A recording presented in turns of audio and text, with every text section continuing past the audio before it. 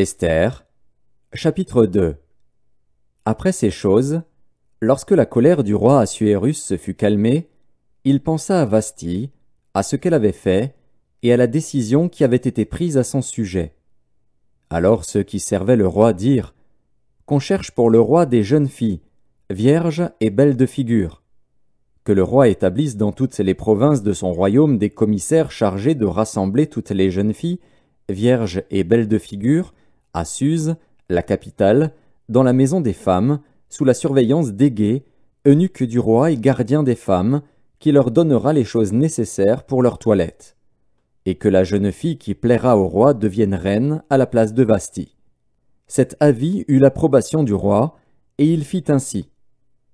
Il y avait dans Suse, la capitale, un juif nommé Mardochée, fils de Jaïr, fils de Chiméi, fils de Kis, homme de Benjamin, qui avait été emmené de Jérusalem parmi les captifs déportés avec Jéconia, roi de Juda, par Nebuchadnezzar, roi de Babylone.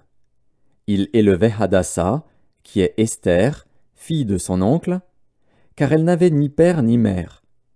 La jeune fille était belle de taille et belle de figure. À la mort de son père et de sa mère, Mardochée l'avait adoptée pour fille. Lorsqu'on eut publié l'ordre du roi et son édit, et qu'un grand nombre de jeunes filles furent rassemblées à Suse, la capitale, sous la surveillance d'Égaï, Esther fut aussi prise et conduite dans la maison du roi, sous la surveillance d'Égaï, gardien des femmes. La jeune fille lui plut et trouva grâce devant lui.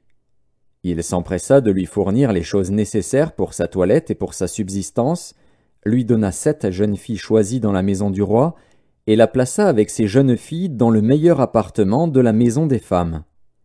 Esther ne fit connaître ni son peuple ni sa naissance, car Mardochée lui avait défendu d'en parler. Et chaque jour Mardochée allait et venait devant la cour de la maison des femmes, pour savoir comment se portait Esther et comment on la traitait. Chaque jeune fille allait à son tour vers le roi Assuérus, après avoir employé 12 mois à s'acquitter de ce qui était prescrit aux femmes. Pendant ce temps, elles prenaient soin de leur toilette, 6 mois avec de l'huile de myrrhe, et 6 mois avec des aromates et des parfums en usage parmi les femmes. C'est ainsi que chaque jeune fille allait vers le roi.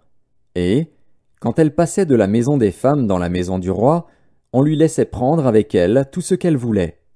Elle y allait le soir, et le lendemain matin elle passait dans la seconde maison des femmes, sous la surveillance de Shaashgaz, eunuque du roi et gardien des concubines. Elle ne retournait plus vers le roi, à moins que le roi n'en eût le désir et qu'elle ne fût appelée par son nom. Lorsque son tour d'aller vers le roi fut arrivé, Esther, fille d'Abikaïl, oncle de Mardochée qui l'avait adoptée pour fille, ne demanda que ce qui fut désigné par Égaï, eunuque du roi et gardien des femmes. Esther trouvait grâce aux yeux de tous ceux qui la voyaient.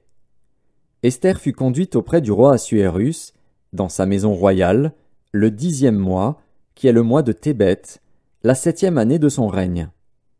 Le roi aima Esther plus que toutes les autres femmes, et elle obtint grâce et faveur devant lui plus que toutes les autres jeunes filles. Il mit la couronne royale sur sa tête, et la fit reine à la place de Vasthi. Le roi donna un grand festin à tous ses princes et à ses serviteurs, un festin en l'honneur d'Esther.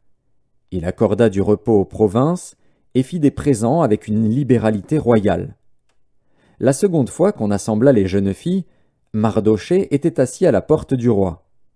Esther n'avait fait connaître ni sa naissance ni son peuple, car Mardochée le lui avait défendu, et elle suivait les ordres de Mardochée aussi fidèlement qu'à l'époque où elle était sous sa tutelle. Dans ce même temps, comme Mardochée était assis à la porte du roi, Bigtan et Téresh, 2 eunuques du roi, gardes du seuil, cédèrent à un mouvement d'irritation et voulurent porter la main sur le roi Assuérus.